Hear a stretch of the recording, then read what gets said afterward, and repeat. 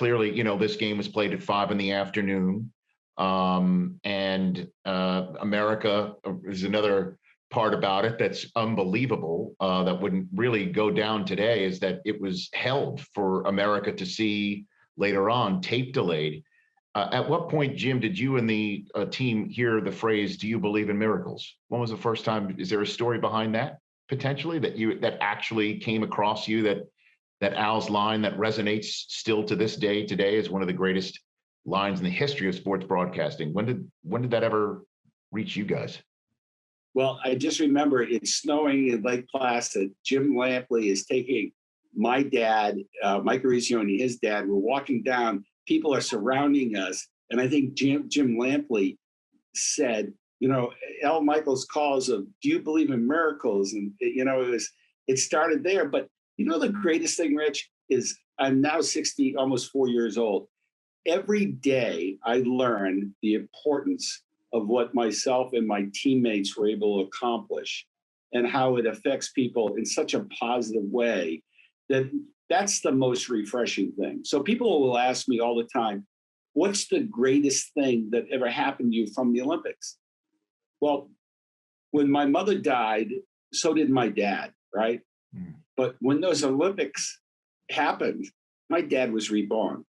He was like the greatest gift there was. He was just a proud dad of having a son who was able to be part of something that was bigger than ourselves. And so the gift is, it's something that I really feel that our team has taken as a responsibility to make sure that we are humble, respectful, and thankful for everybody who paved the way for us. And in our day, it was community, right?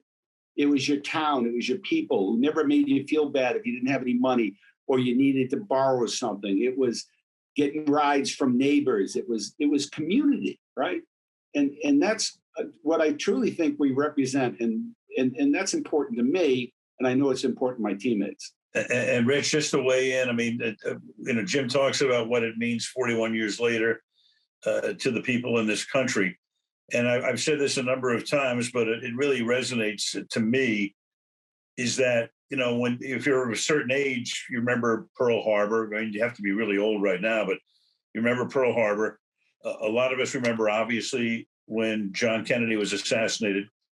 We remember when Bobby Kennedy was assassinated. We remember when the Challenger blew up. We remember Oklahoma City. Obviously, we remember 9/11, and now we can all remember the insurrection at the Capitol. Think about all those events that people remember.